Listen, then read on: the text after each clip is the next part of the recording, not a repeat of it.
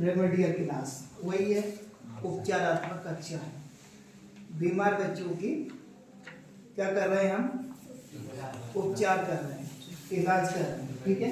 अब इसमें कुछ तो स्वस्थ है और कुछ अस्वस्थ है। तो जो अस्वस्थ है वो बच्चे ध्यान से देखेंगे और जो स्वस्थ हैं वो अपना वो नियम अपनाएंगे कि अस्वस्थ होने की जरूरत ही नहीं पड़े, समय नहीं आए। चलो देखो ये शुरू कर देना है, कौन करेगा इसको? चलो देखो ये हमारा question number 8, question number 8 2S directed, ठीक है। ये 2S डायरेक्टेड के नाम से क्वेश्चन नंबर 8 हमारा आता है।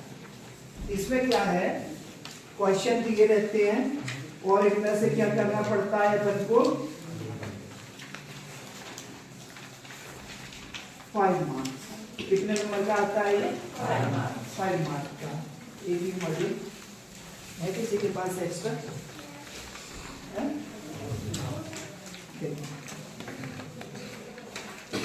क्वेश्चन नंबर 8 सभी निकाल लो, अपने ओपन कर लो।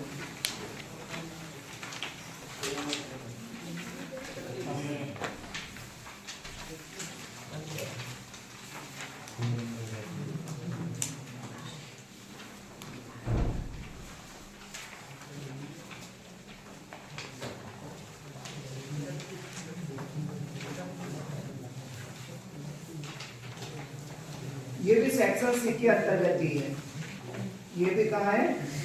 सेक्शन सी के अंतर्गत ही अपना आता है।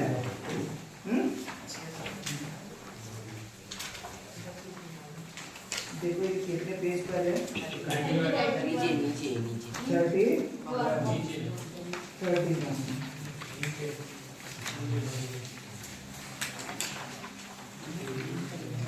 31 2000 निकालो सभी बच्चे।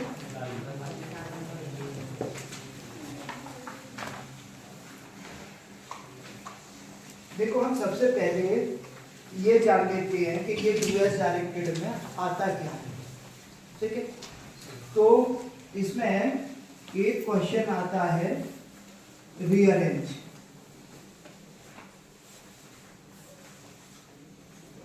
Rearrange the words and make a sentence. Rearrange the words and make a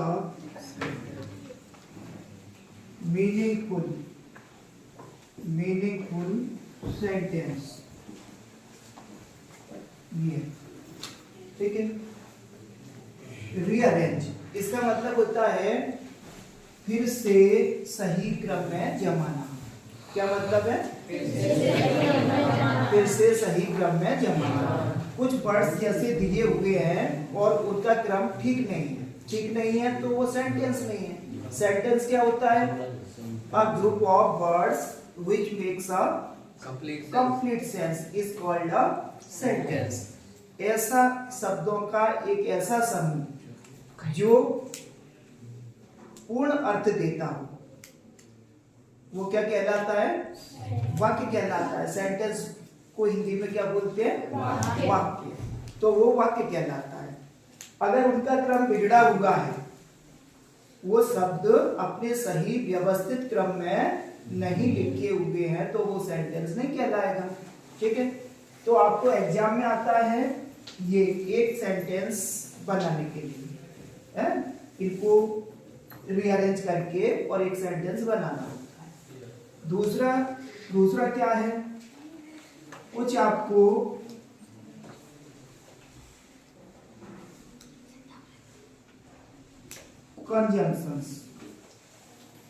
conjunctions का यूज करते हुए सेंटेंस को क्या करना होता है? कंबाइन करना होता है? कंजंक्शंस के द्वारा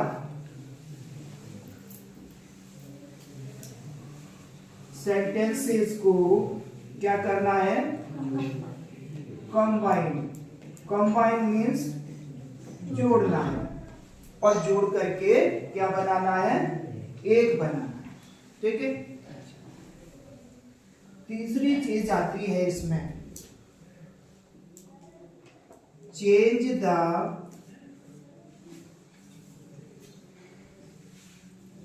टेंस।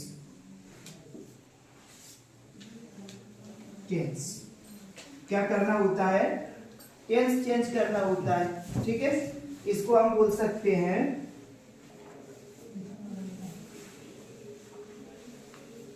Transform the sentences. ठीक है। ट्रांसफॉर्म करना, बदलना, एक से दूसरे में बदलना है ये। और चौथी चीज क्या आती है इसमें,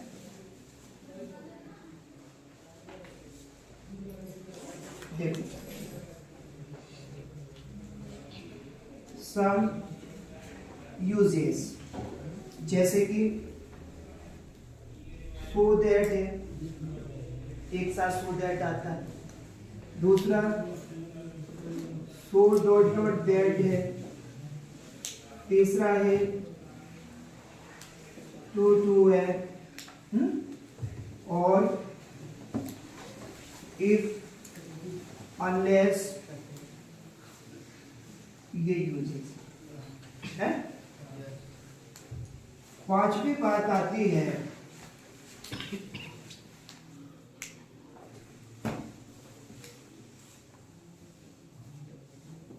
रिलेटिव प्रोनाउन का यूज करना।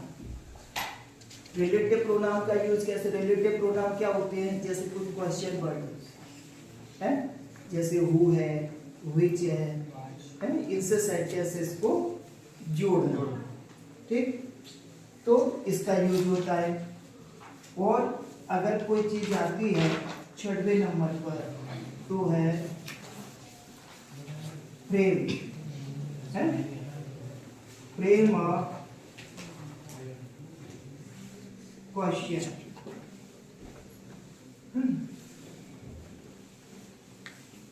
By using question words. Question word का यूज करके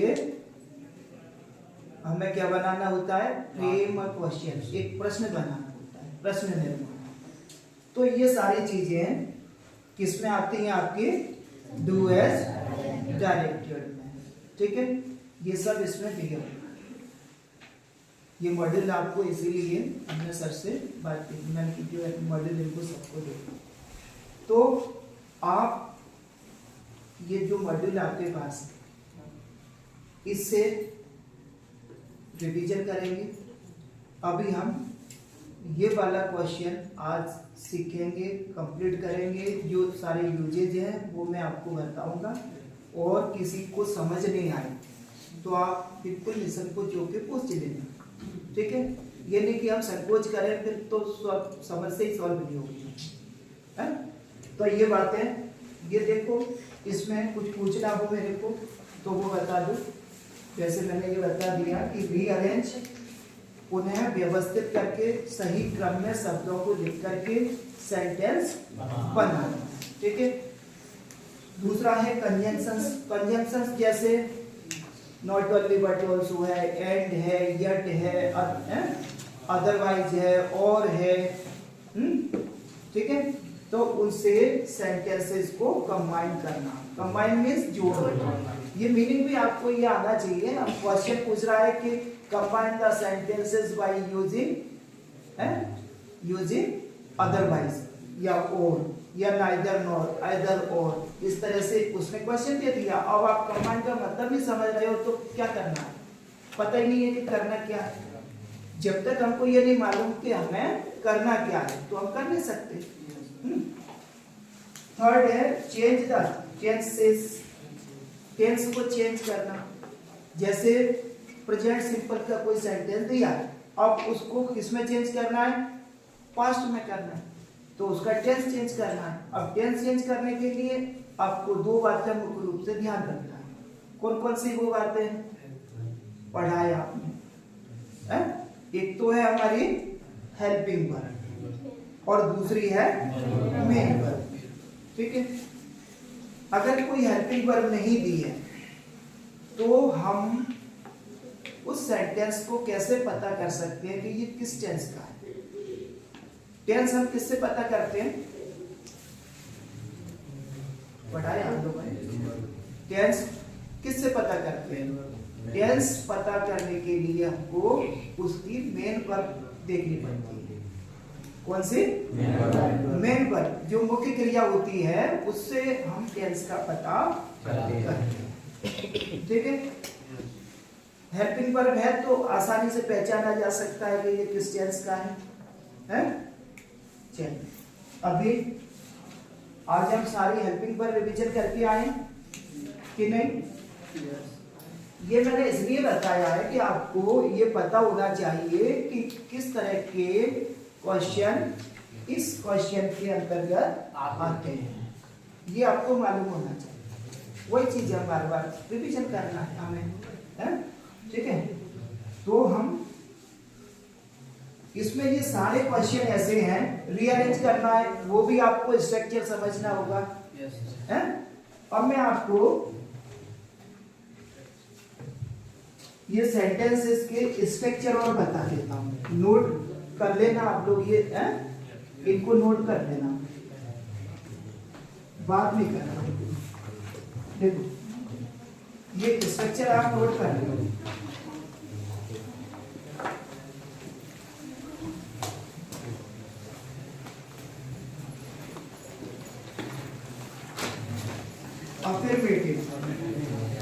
अफर्मेटिव सेंटेंस,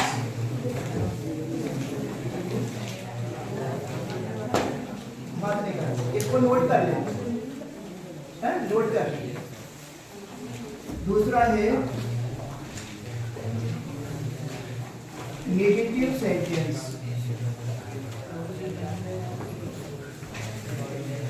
तीसरा है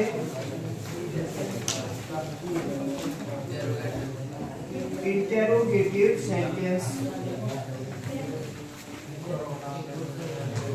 और चौथा है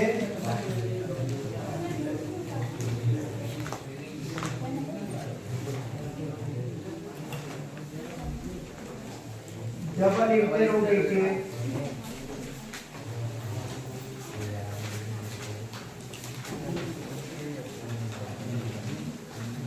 सेंटेंस। और ये पांचवा है interrogative and negative.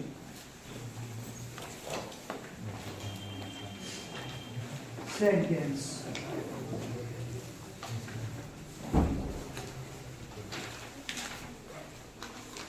Double interrogative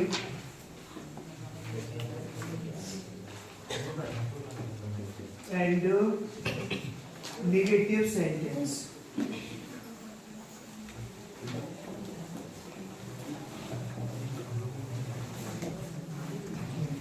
सबसे पहले हमें ये मालूम होना चाहिए कि सेंटेंस कितने प्रकार से आ सकते हैं। तो आपको ये 6 प्रकार से चेंज करने के लिए, ठीक है। एक तो क्या होता है कि सेंटेंस को चेंज करना, दूसरा होता है उसका टेंस चेंज करना, है? सेंटेंस को चेंज करेंगे, जैसे हमने दे दिया कि ही गोज टू मार्केट, अब हमने कह दिया कि change this sentence into negative, तो इसको नेगेटिव में चेंज करना है। या हमने दे दिया कि you are a good boy, change this sentence into interrogative, interrogative में चेंज करना है। तो ये तो हम किसको चेंज कर रहे हैं, सेंटेंस को चेंज कर रहे हैं। अभी हमने बोल दिया कि he has a good pen या beautiful pen, तो उसमें ये बोल दिया कि he has a beautiful pen, या बोलते हैं। अब इसको क्या करना है आपको, पास्ट में चेंज करना है, टेंस बदलना है।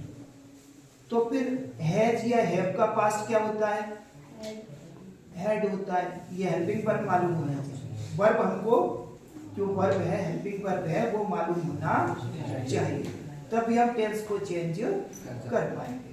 ठीक है, तो ये देखो, ये लगभग सभी का, ये सभी जो हमारे स्ट्रक्चर इनको अच्छे से देखना है और नोट करना है।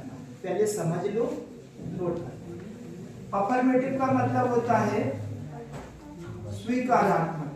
क्या होता है, स्वीकारात्मक, यानी हम, और सेंटेंस होता है वाक्य।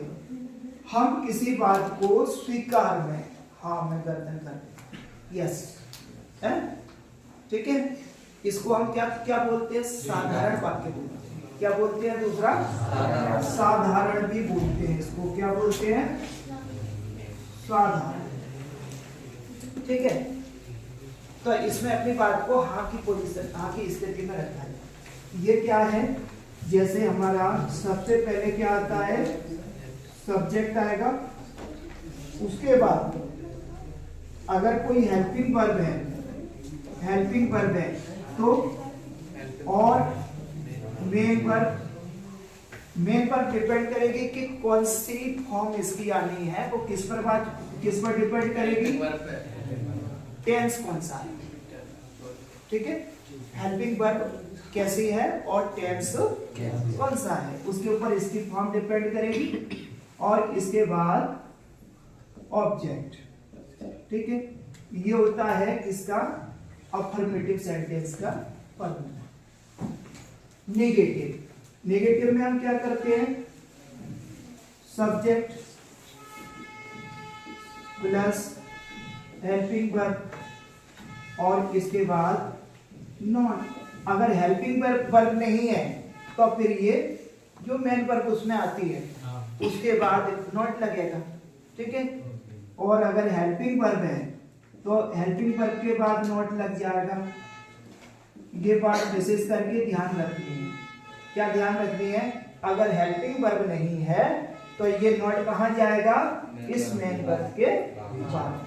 ठीक है, अगर हम उसकी हेल्पिंग वर्ब टेंस के अकॉर्डिंग बना सकते हैं या मालूम है कि इसकी हेल्पिंग वर्ब लगती है, तो फिर हम उस हेल्पिंग वर्ब को लगाएंगे, उसके बाद नॉट लगाएंगे, फिर वर्ब लिखेंगे। ठीक है, तो ये बात ध्यान रखिए।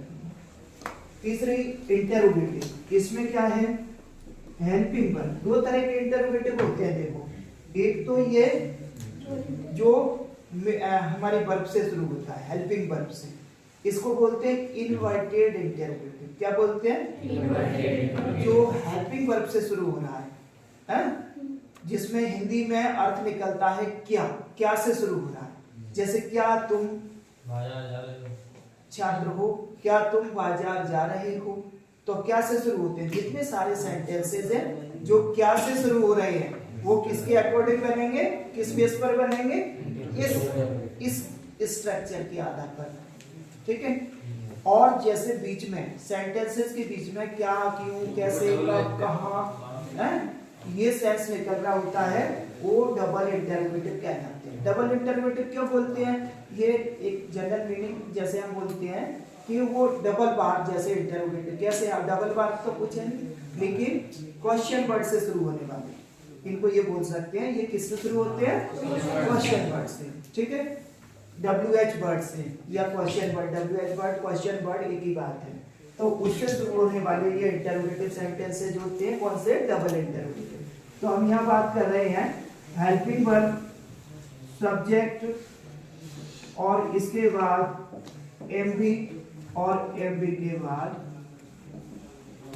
ऑब्जेक्ट, और लास्ट में क्वेश्चन मार्क, जिसको मार्क ऑफ इंटरोगेशन बोलते हैं। ठीक है, डबल इंटरोगेटिव सेम पैटर्न यही होता है, सेम स्ट्रक्चर यही होता है कि कंफ्यूज होने की जरूरत नहीं।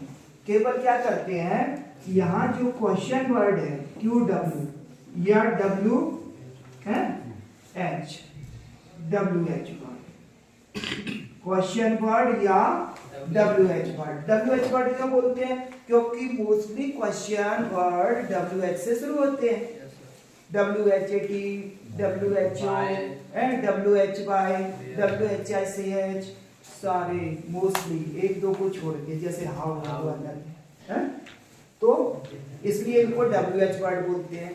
होते क्या है ये? Question word. इसके बाद देखो ध्यान से, ये जो स्ट्रक्चर है हमारा सेम ऐसा ही रहता है, इसमें कोई भी चेंज नहीं होता। WH के बाद ये आ जाएगा, हेल्पिंग वर्ब आ जाएगा, सब्जेक्ट, और इसके बाद MV according to the tense है, और ऑब्जेक्ट क्वेश्चन मार्क। ठीक है, देखो यहां से सेम है, ये जो ऊपर का है वही नीचे। अब आइए हम इंटरोगेटिव एंड नेगेटिव, ये वाला जो फॉर्मूला है, ये पैटर्न है हमारा। इसी में हम क्या करते हैं, केवल सब्जेक्ट के बाद नॉट लगा देते हैं। ये पैटर्न हमारे दिमाग में फिक्स होना चाहिए, तभी हम उस सेंटेंस को सही से कन्वर्ट कर पाएंगे। तो HB यानी हेल्पिंग वर्ब, सब्जेक्ट, और सब्जेक्ट के बाद क्या आएगा? नॉट, ये नॉट, MV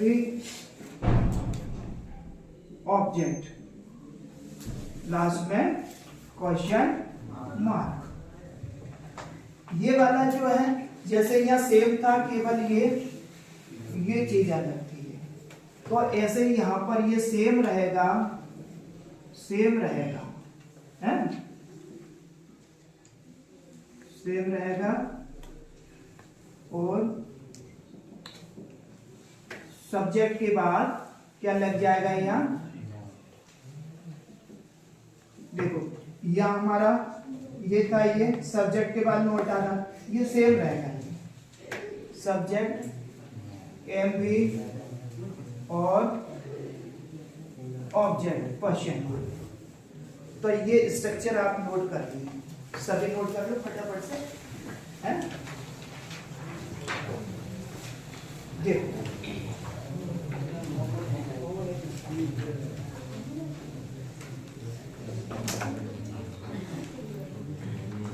अब हम इनसे कुछ इनके एग्जाम्पल्स कर लेते हैं। नोट कर लो फटाफट, नोट कर लो।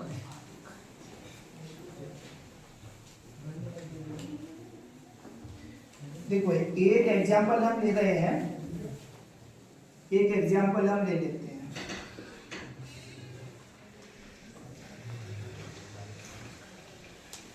सी speaks the truth, she speaks the truth. अब इस सेंटेंस को देखो, इसमें कोई हेल्पिंग वर्ब है? इसमें कोई हेल्पिंग वर्ब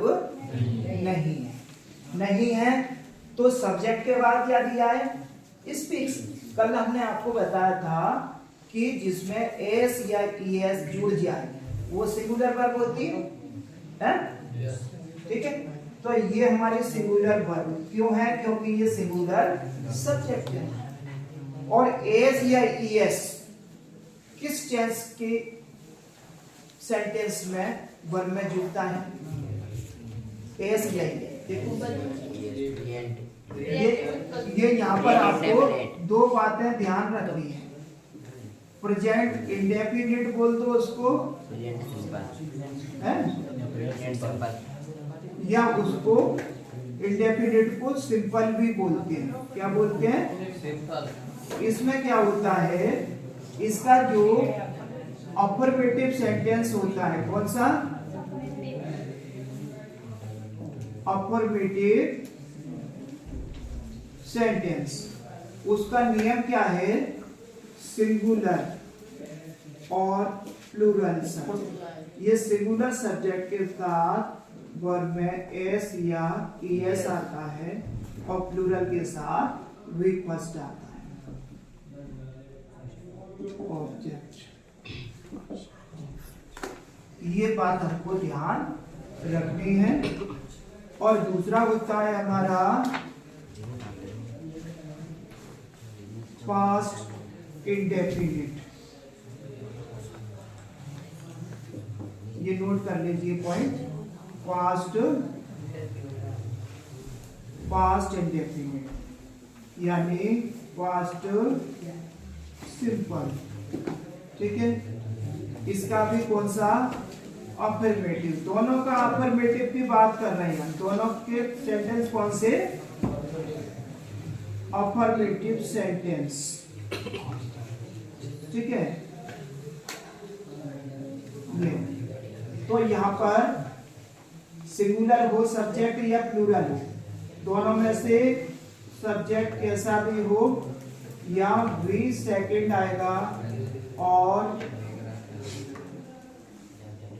ऑब्जेक्ट आएगा। ठीक है, देखो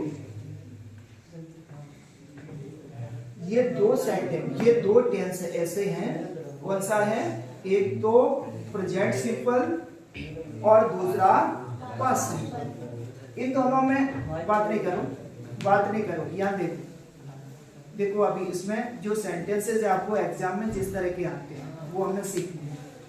प्रेजेंट इंडेफिनिट बोल दो या प्रेजेंट सिंपल बोल, इसमें हम किसकी बात कर रहे हैं, अफर्मेटिव सेंटेंस की, जो हमारा पहला स्ट्रक्चर है अफर्मेटिव सेंटेंस। तो इसके जो अफर्मेटिव सेंटेंसेस होते हैं उसमें हमको ये ध्यान रखना होता है कि सब्जेक्ट सिंगुलर है या प्लूरल। तो सिंगुलर सब्जेक्ट जैसे है उसके साथ वर्ब में एस या एस आपको लगाना ही पड़ेगा, और प्लूरल सब्जेक्ट जैसे है तो उसके साथ वर्ब की फर्स्ट फॉर्म आती है। अब आपने हेल्पिंग वर्ब लर्न कर रखी है, याद कर रखी है, तो इसके लिए सिंगुलर सब्जेक्ट के साथ डज नॉट लगाते हैं और प्लूरल के साथ डू नॉट लगाते हैं। जब नेगेटिव में जाते हैं या अफर्मेटिव की बात है, नेगेटिव में जाते हैं तो ये एस ई एस इसका रूल खत्म हो जाता है, फिर उसमें हम वी फर्स्ट लगाते हैं। वही बात यहाँ है पास्ट सिंपल में। पास्ट सिंपल का अफर्मेटिव सेंटेंस हम लेंगे तो वर्ब की कौन सी फॉर्म आएगी, सेकंड फॉर्म आएगी। अगर इसको निगेटिव, इंटेरोगेटिव या अदर कोई सेंटेंसेस में कन्वर्ट करते हैं, चेंज करते हैं, तो फिर हमारा ये रूल खत्म हो जाता है, फिर सेकंड फॉर्म नहीं आएगी। उसकी हेल्पिंग वर्ब क्या होती है, डिड, और डिड के साथ फर्स्ट फॉर्म आएगी। ठीक है, बात समझ में आ गई कि नहीं आई? दो टेंस ऐसे हैं जिनके दोनों के अफर्मेटिव सेंटेंसेस के रूल आपको नोट करके बिल्कुल दिमाग में रखना है। बाकी का जो है ये स्ट्रक्चर हमारे दिए हैं, बनना ऐसे ही, इसी के आधार पे बनना है ये भी। चलो इसको नोट करो। जैसे ये देखो अभी हमने बात की थी किसकी, वो कौन सा, प्रेजेंट सिंपल का अफर्मेटिव सेंटेंस। देखो ये आपके सामने एक एग्जांपल है, उसी की जिसकी बात कर रहे हैं उसी का एग्जांपल है। देखो एस आ गया इसमें, स्पीक्स, तो हम समझ लेंगे कि ये प्रेजेंट सिंपल या प्रेजेंट जो सिंपल है, इंडेफिनिट है, उसका अफर्मेटिव सेंटेंस है। नॉट वर्ड नहीं है इसमें तो अफर्मेटिव है, क्वेश्चन मार्क भी नहीं है, समझ लो अफर्मेटिव है। अफर्मेटिव में क्या है, या एस यस आएगा सिंगुलर के साथ और लास्ट में फुल स्टॉप आएगा, नॉट नहीं। ठीक है, इसको देखो क्या करना है, हमको नेगेटिव में चेंज करना है। क्या करना है, चेंज इनटू नेगेटिव, नेगेटिव में चेंज करना है। अब चूंकि हमने हेल्पिंग वर्ब लर्न कर रखी है, इस सेंटेंस को हमने किससे पहचान लिया, वर्ब से पहचान लिया है? पता है हमको कि ये एस या एस किसमें आता है, प्रेजेंट सिंपल। प्रेजेंट सिंपल की हेल्पिंग वर्ब हमको यहाँ लगानी है सी। अब एस या एस आता है यानी सिंगुलर सब्जेक्ट के साथ आता है, तो सिंगुलर दो हेल्पिंग वर्ब होती है, डू और डज। तो यहाँ क्या आएगा, डज। सिंगुलर के साथ डज आएगा और नेगेटिव के लिए क्या लगाएंगे? नॉट लगाएंगे। अब इसमें ये रूल खत्म हो गया हमारा, ये खत्म हो गया। क्यों? क्योंकि हमने देखो केवल वही यूज किया है। यहाँ पर वर्ब की कौन सी फॉर्म आ जाएगी? फर्स्ट फॉर्म आ जाएगी। तो speak the truth, full stop. समझ आ गया? इसमें कुछ नहीं किया हमने। क्या किया? ये डज नॉट यानी हेल्पिंग वर्ब लगाई और इस वर्ब की फर्स्ट फॉर्म देखी, एस यस को रिमूव कर दिया। याद रहेगा ये? यस। चलिए देखो एक और देखते हैं। एक और एग्जाम्पल है, they are selling their house. देखो आर और सेलिंग ये हेल्पिंग वर्ब है और ये मेन वर्ब है। आईएनजी किसमें आता है? आईएनजी किसमें आता है? आईएनजी कंटिन्यूअस में आता है। प्रेजेंट कंटिन्यूअस में, सारे कंटिन्यूअस में आईएनजी आता है। वर्ब में present continuous, past continuous, future continuous. अब देखो कंटिन्यूअस और कहाँ जुड़ रहा है? Perfect continuous. तो present perfect continuous, future perfect continuous और पास्ट परफेक्ट कंटिन्यूअस। जहां कंटिन्यूअस आ रहा है वहां आईएनजी आएगा, वर्ब के साथ आईएनजी आएगा। तो कितने टेंसेस में आईएनजी आएगा? तीनों तो कंटिन्यूअस वाले, प्रेजेंट, पास्ट, फ्यूचर, और तीनों परफेक्ट कंटिन्यूअस। तो कितने? 6 टेंस ऐसे हो गए जिनमें वर्ब में आईएनजी आएगा। ये लर्न करने का सरल तरीका है, नहीं तो हम भूल जाते हैं ये कंटिन्यूअस में। अब ये प्रेजेंट में, सर ने बताया प्रेजेंट में आईएनजी आएगा तो पास्ट में क्या आएगा? जहाँ कंटिन्यूअस आ गया वहां आईएनजी। ठीक है, समझ आ गया? एक्टिव वॉइस की बात कर रहे हैं। पैसिव वॉइस में तो थर्ड फॉर्म आती है हमेशा। ठीक है, हम एक्टिव वॉइस की बात कर रहे हैं। तो they are selling their house, वे अपना मकान बेच रहे हैं। अब हम इसको बात करते हैं कि इसको क्या बनाओ? इंटरोगेटिव बनाओ, क्या या नेगेटिव बनाओ? Negative banana. They are not selling their house. तो क्या हो जाएगा? हमने आपको बताया हेल्पिंग वर्ब के बाद में नॉट आ जाएगा। हेल्पिंग वर्ब कौन सी है यहाँ पर? ये हेल्पिंग वर्ब है, तो इसके बाद क्या आ जाएगा? नॉट। ये चेंज हो गया नेगेटिव। ठीक है, कुछ नहीं किया हमने इसमें, केवल हेल्पिंग वर्ब के बाद में नॉट लगा दिया। अगर इसको, ये समझ आ गया ना सबके? Yes, sir. अगर हम इसको लिखते हैं कि देखो इंटरोगेटिव एंड नेगेटिव में चेंज करो। किस में करो? इंटरोगेटिव एंड नेगेटिव में चेंज करो। तो देखना मैंने आपको अभी यहाँ क्या बताया है? इंटरोगेटिव एंड, ये इंटरोगेटिव कहाँ गया? ये इंटरोगेटिव एंड नेगेटिव सेंटेंस। तो ये हेल्पिंग वर्ब कहाँ आ जाएगी? पहले, क्योंकि यहाँ पर क्या नहीं है? यहाँ पर क्या नहीं है? क्वेश्चन वर्ड तो है ही नहीं।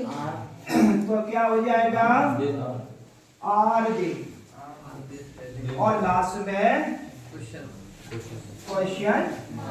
लगेगा। और ये यहाँ पर सब्जेक्ट के बाद नॉट। समझ आ गया है? ये कैसे बना रहे हम? ये सारे स्ट्रक्चर के आधार पर आपको 6 स्ट्रक्चर ये जो लिखे हुए हैं, ये 6 स्ट्रक्चर नोट कर लेना है। ठीक है, और इन्हीं के बेस पर सारे सेंटेंस जो है चेंज होंगे। माने सेंटेंस चेंज। अब हम टेंस चेंज करने वाली बात है उस पर आते हैं। पहले ये नोट कर लिया आपने सबने? कर लो, इसको नोट करो, नोट करो, आप लोग नोट करो। तब तक हम